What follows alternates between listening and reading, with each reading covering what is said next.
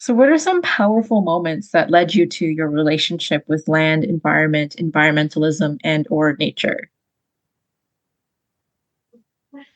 Um, that's a good one, I think. I think just for me, like what really formed starting off, I think, was when I was a kid and I used to go to California twice a year. I used to go with my family and we would go to Santa Monica and Venice and we would like interact with the local businesses there and I would surf there and um it was a really great experience.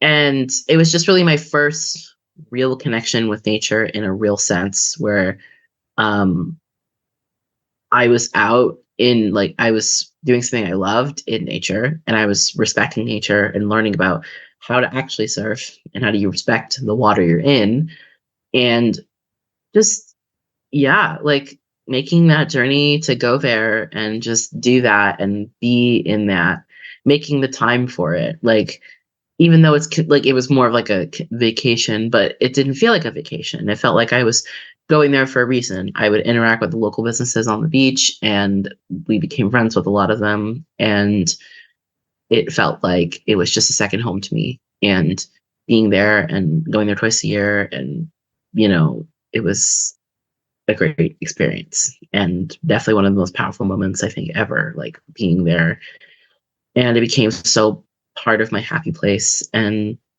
it was like just amazing just to be there and do that.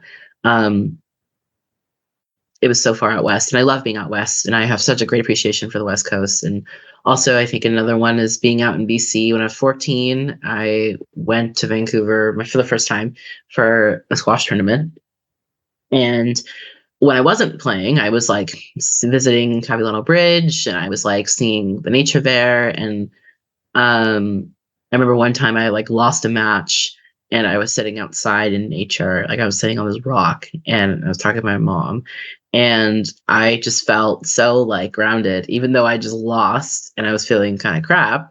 But being out in nature like that was very with just seeing the trees around and breathing in that fresh air. I just felt grounded. I felt like, you know what, even if I'm losing, this is a place to be right now. And I felt very grounded and I felt very humbled in that moment. And it was a really great experience. Loved going out to West and I love the West Coast. I wish I could live there, but it's just so like expensive. And um but yeah, that was really and then, with the recent summit too, I think learning more about the Squamish people and that was a big thing because I'd gone to the West Coast before, but I'd never actually really understood like the indigenous people living there and not I had like being on the East Coast and learning Anishinaabe teachings, it's very, very different from the Squamish teachings. And even just like hearing like when they're saying different animals' names in Squamish in that language, and it was just so different, and I did not expect that, but that's true. Like it's really diverse. Like in this population, it's huge diversity, and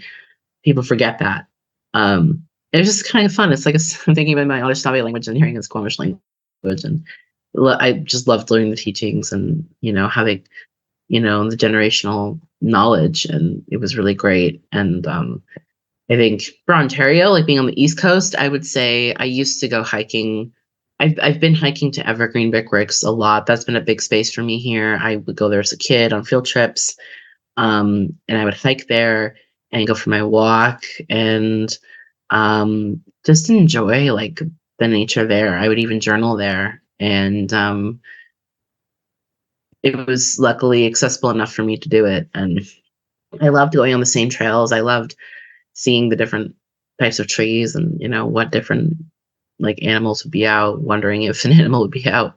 Um, that was really great. And I did that like started doing that like a couple years ago and hoping to do that more this summer too. Last summer was a bit hard because of all the wildfires, but yeah, like just a lot of great moments in nature, I think. And also going up to Lake Simcoe. Now I would go up once in the summer when I was younger to see my grandmother on the res at Chippewa, Georgina.